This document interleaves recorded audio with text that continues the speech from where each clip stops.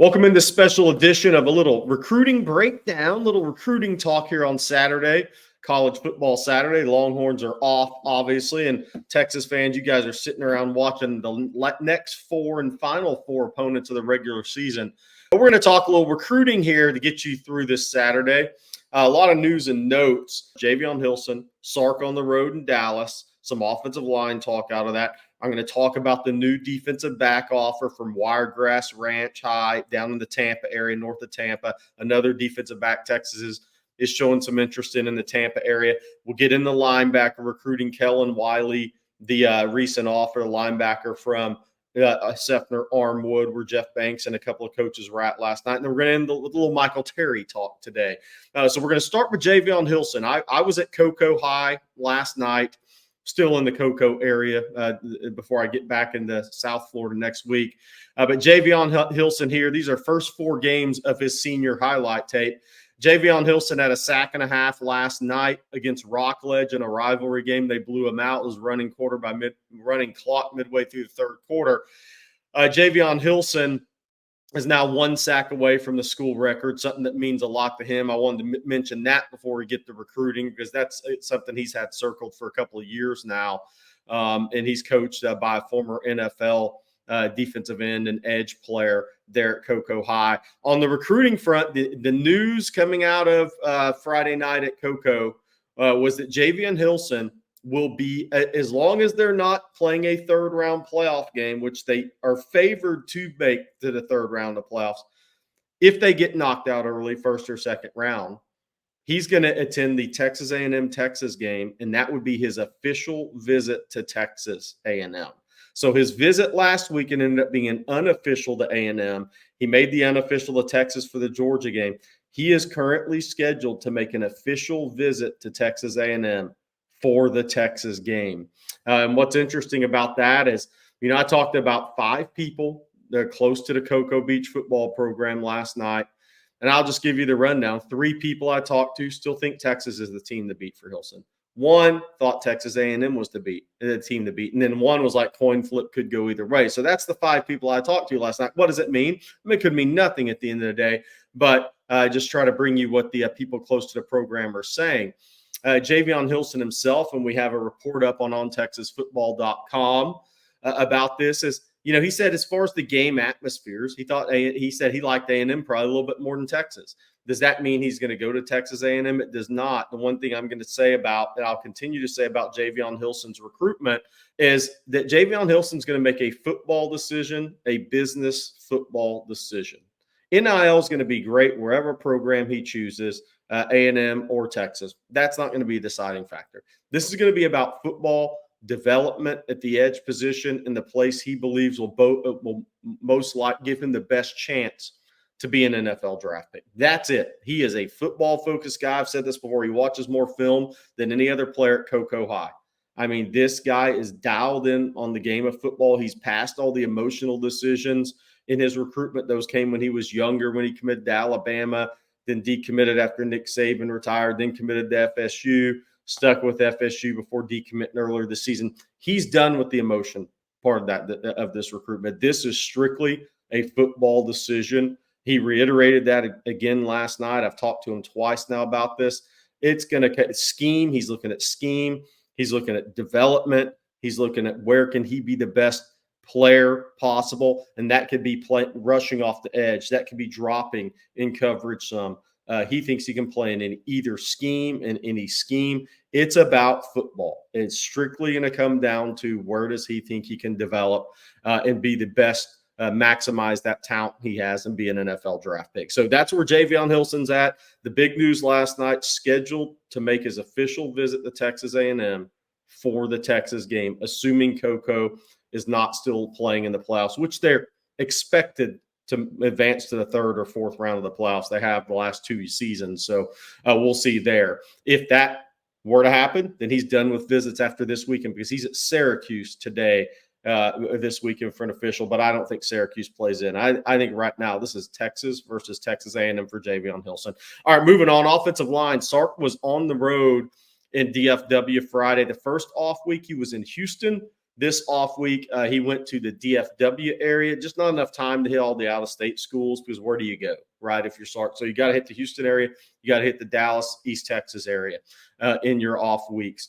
So Sark made a number of stops in Dallas. One of those was Michael Fasusi at Louisville, and this is a big one. Now, Chris Gilbert was on the road with Steve Sarkisian in Dallas. Kyle Flood had a family matter he was attending to, so he was taken off the road.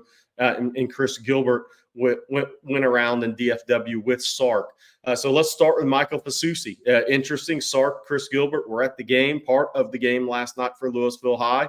Also there, Brent Venables, Bill Biedenbaugh, number of Oklahoma coaches as Louisville was playing Denton Guyer, who had 3 Oklahoma commitments in that game. As far as Texas and Fasusi, early in the season, through the Texas OU game, there really was zero communication with Fasusi in Texas. Since that game, there was some light communication leading up to Georgia. Since even after Georgia and Oklahoma's continued struggles, there's been more consistent communication with Michael Fasusi in Texas. Now, that's just one school. There's other schools as well recruiting Michael Fasusi. But for the Texas fans, which is what you care about, Michael Fasusi in Texas are having more communication here in the last couple of weeks than they have at any point since he committed to Oklahoma, because there was none for a while. So there is communication. What does that mean? We'll have to wait and see on Michael Fasusi. I can tell you that Texas would love to get him down for a game. I don't think they have to get him down for a game, but they would love to get him down for a game. And there's 2 games left at home. That's Florida, November 9th, and Kentucky on the 23rd. Obviously, Oklahoma's going to fight with everything they have to keep Michael Fasusi. And I'm not saying Michael Fasusi's not going to sign with Oklahoma. He really likes the idea of going to college in Norman and having the opportunity to play early at Oklahoma. But I do think the season the Sooners have had, and I don't think I know, the season the Sooners are having right now is really giving him pause. Now, where does that go with Texas? We'll have to see, but the communication has picked up. And if you're Sark, Kyle Flood, that's about all you can ask for. Another offensive tackle in the DFW area that Texas was trying to get on campus was Lamont Rogers, the 4-star plus offensive tackle commitment from Mesquite. Horn committed to Missouri. Chris Gilbert stopped by Horn High School Thursday, and I spoke with somebody very close to that recruitment, and that conversation went nowhere. So I do not it would be a surprise right now if Lamont Rogers showed up at Texas for a game. I actually think, and even after that call today, I'm even more in this corner. A&M is the team to beat for Lamont Rogers. He's committed to Missouri. He loves the offensive line coach at Missouri. He's been to A&M multiple times. I think right now, and I'm not saying A&M's absolutely going to sign him, but right now A&M's has got the momentum in this recruitment for Lamont Rogers, the offensive tackle out of Horn High. Then there's some news also today. Vanderbilt's playing at Auburn. Nick Brooks, Texas offensive line commit, 4-star offensive tackle from Grayson High, is at that game. He informed Texas ahead of time. Texas is not worried about Auburn. A bunch of his teammates were going to that game. He just wanted to go to a college football game. Don't blame him. I would go to that game as well if I was in the Atlanta area and multiple teammates of mine were going. He informed Texas. Texas is not worried about Auburn with Nick Brooks. Texas feels like they're in a really good spot with Nick Brooks. He's been committed, strongly committed for a while. Kyle Flood went out to see him during the first off week of the season. So again, Nick Brooks is at the Vanderbilt-Auburn game with multiple teammates from Grayson High. He informed Texas ahead of time, talked to Texas, said he was going to the game, so nothing to worry about there on the surface. Texas is not concerned about Nick Brooks. Moving on, a new offer. There were 2 new offers this week in the Tampa area. The first one, Kellen Wy, linebacker, which we'll go over here in a second. That was on Tuesday. And I was by the school on Wednesday. But let's start with Grayson Littleton. He decommitted the 4-star corner out of Wiregrass High there north of Tampa in Wesley Chapel area is the town north of Tampa. He played his junior season at Tampa Wharton. He is now, here you see his senior highlights at Wiregrass. 6 foot, 180 pounds, ran 10.9 as a junior on the track, having a really good senior season. He decommitted from Clemson on Friday. He's at Michigan on an official visit right now. Michigan is the favorite I think since he decommitted, Michigan's become the favorite in that recruitment. But Terry Joseph, Jeff Banks, they made a stop at the school. Texas offered him Friday. Texas is talking to Grayson Littleton, again, the corner from Wiregrass Ranch here north of Tampa, about an official visit, which could be November 9th for the Florida game. That's the preferred date. Obviously, November 23rd against Kentucky could also be on the table. But Grayson Littleton, you see here, former Clemson commit, four-star corner. Texas is trying to get on campus to make a run at. But right now, he's on an official visit to Michigan for the big game against Oregon. And Michigan's considered the team to beat for the recent Clemson decommitment and four-star out of Southwest Florida. A second defensive back to mention while we watch these Grayson Littleton highlights is Dallas Golden, a safety corner out of Berkeley Prep, one of the talented private schools in the Tampa area. Texas has been trying to get in on Dallas Golden for a while. That was even dated back to last spring when Jeff Banks went through there. They've been in contact with Dallas Golden, that staff. He's a Notre Dame commitment. He's remained firm with his commitment to Notre Dame. We'll see if Texas can get him on campus. Obviously, you got 2 home games left. You try to recruit him. You try to recruit these guys through the whistle. Just see if you can get them on campus and shake something loose. So Dallas Golden again. What does the Grayson Littleton offer mean for Texas? Well, Devin Sanchez never made it to campus. Dorian Brew did make it to campus out of Conroe High, the Oregon commit for the Georgia-Texas game. But again, both those guys are long shots. I mean, Devin Sanchez hadn't even been to campus, right? Texas tried to get him in for the Georgia game after Sark went to see him at the school at North Shore. No bite there from Devin Sanchez so far. He's answered the phone, but hasn't been up to campus. So things are not headed in the right direction as of Saturday, November 2nd. We'll see what happens the rest of November. But that Grayson Littleton offer, obviously a really good player. Word got out, and he was going to back off his Clemson commitment. But then also that does tell you that Texas isn't making up enough ground in their eyes with Dorian Brew and Devin Sanchez. We'll see if things change closer to signing day there at defensive back. Then linebacker, want to hit on a little bit as well. Kellen Wy out of Sefner Armwood.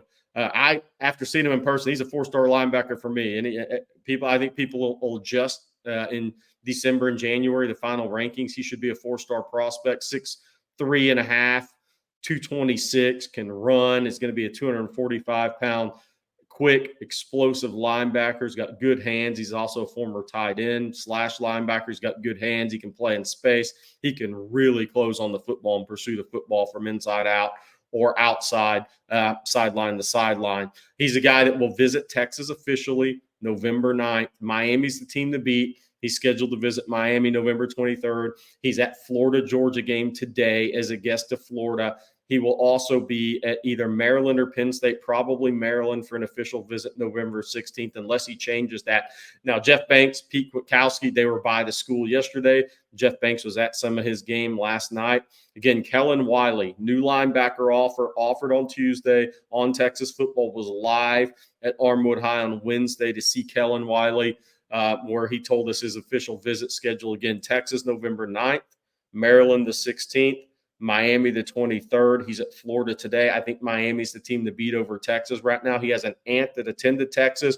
I don't think that'll have any bearing on his decision. He's never been to Texas. So Texas does have a chance to blow him away next weekend on the 9th against Florida because he's never been on campus, never been to Austin. So they have a chance to really make a big move here. And they're going to have to because obviously Miami gets the last crack at him before December 4th. And that, according to multiple people at Armwood High and even Kellen himself, Miami is the team to beat right now. What does that offer mean for Madden Faramo and Riley Pettijohn? Well, Madden Faramo is scheduled to be at Notre Dame next weekend on the 9th. And then he's got USC as well coming up, maybe on the 30th for their, I guess that game's against Notre Dame, right? But Texas is still trying to get him in on the 23rd, but offering Kellen Wy. I think it's similar to the Grayson Littleton offer. It tells you Texas does not feel good about the ground they're making up with Madden Faramo or get chances to get him back on campus. And then Riley Pettijohn coming off a visit to Texas for the Georgia game. Where's that recruitment at? Not likely you'd be offering another linebacker right now if you felt really good about one of those guys ended up at Texas. So, but we'll see. There's still 31 days until December 4th here. But Kellen Wy is the guy that I'd offer anyways. I'd offer him regardless. He is a high-level prospect. And then we're going to end today with Michael Terry. Michael Terry out of Alamo Heights, the 4-star plus athlete, 6'2.5", about 215, plays running back, receiver, plays all of it, plays some safety when needed at Alamo Heights, but mostly running back and wide out this season. Again, that decision, could it be in November? Is it going to wait until December 4th? Everything we've been hearing was November, but we'll have to see. I still feel like Texas is in a really good spot over Nebraska for Michael Terry, one of the top 50 prospects in the country. And a lot of people ask, if you were to pick Texas here coming up, what position would he play at Texas? Well, first crack would be at wide receiver, but after that, it could be running back. It could be a hybrid tight end like a Juan Davis. But the thing about Michael Terry is this Texas staff absolutely wants him. They want the 6'2.5", 215-pound guy that runs 10.85 in 100 meters. They just want to get him in the program and figure out where he fits best after that. Obviously, Michael Terry wants a first crack at wideout, and I think running back could be a look for him as well. He's on track to be an early high school graduate. So, again, Michael Terry leaning to Texas over Nebraska. Oregon's third there. Decision could happen first half of November. It's possible. This is a timeline that's gone back and forth, though. One thing I want to keep relaying about Michael Terry is there was some time when, he might decide in September. Then it went, maybe it's just January at the Adidas All-America game. Then it went to October. Now we're in the November. So it's possible something could happen here in the next couple of weeks in November. And if not, if it doesn't happen next week, I'm not sure what the point would be to committing before December 4th. So we'll just have to see. It's been a moving target of a timeline with Michael Terry. But the key for Texas fans is the Longhorns, I consider, still the favorite for Michael Terry. Where does this Texas class stand right now? Ranked 5, 6 in the country, depending on who you look at. 21 commitments. This class could go as high as 27 potentially by signing day, which I don't know if there's a signing day anymore, but let's just call it December 4th because that's when a lot of kids are making decisions. So we'll have to see where this class finishes up. I haven't really even talked D-line today. Everybody wants D-line updates right now. Texas continues to fight for Joseph Mbaktu with Auburn and USC. There's some people that in our industry that are pushing, saying Auburn's making the big push, which is not unexpected. Texas, Auburn, USC probably third for Joseph Mbaktu. I could see it coming down to the Texas-Auburn decision. Texas continues to recruit Kellen Wy, but if he doesn't get on campus with both parents in November, it's not happening. The Florida State commitment, who Georgia's making a push for, also has USC at Southern Cal. He went out there. Has a teammate going out to USC. I think Georgia's maybe the team to watch there coming down the stretch if Kirby goes all in for Kellen Wy. Then there's Justice Terry out of Manchester, Georgia. Look, Georgia is tough to beat on 5-star defensive players that they feel like they have to get in state. So let's get that out of the way. Texas right there, Auburn, Alabama. Texas is in the right company. It's going to be one of those four. But is somebody going to upset Georgia if Kirby feels like, I have to have this guy? It's a 5-star rate prospect. Kirby hadn't let many of those guys go out of his state. He's lost a couple. But those have been tough to beat Georgia on since Kirby Smart got to Athens. Then there's Walter Mathis out of Savannah Calvary Day, the LSU commitment. Texas working to get him on campus in November. The Kentucky is a potential date there. Florida on the 9th. That's going to come down to playoff schedules in Georgia and his father's work schedule. The problem in Georgia right now is the hurricane backed up everything for a week for a lot of those teams. So the playoffs are different. There's more Saturday playoff games now. That impacts Kellen Wy and a Walter Mathis getting those guys on campus for a game. So we'll have to see what happens there. Texas still after A&M commitment Chase Sims. Obviously, A&M has a lot of momentum right now. Texas still in contact with Malcolm Simpson, the 4-star D-line commit for Nebraska out of Hitchcock High. I think Texas could flip that with a late push. And then we'll have to see if they make ground up with any other defensive linemen. But that'll do it for today's recruiting update. I hope that talked about everybody left on the board for the Longhorns. The big news there is Javon Hilson scheduled to make his official visit to A&M the Texas game weekend, assuming Coco's out of the playoffs. And I think this is coming down to an A&M Texas decision. And the two new offers in the Sunshine State and Southwest Florida, Tampa area, which as long as Florida's struggling, that I-4 corridor Tampa area is an area to actively recruit if you're Texas, if you're Miami. When Florida's really good, that is a tough area to win in. Florida State's won plenty there. Miami's won there. But when Florida's really good, that is one of their best spots in the state of Florida to recruit in. All right, I'm Gerry Hamilton. Thanks for joining in today to this little special recruiting breakdown on this Saturday. Enjoy college football. Thanks for joining in.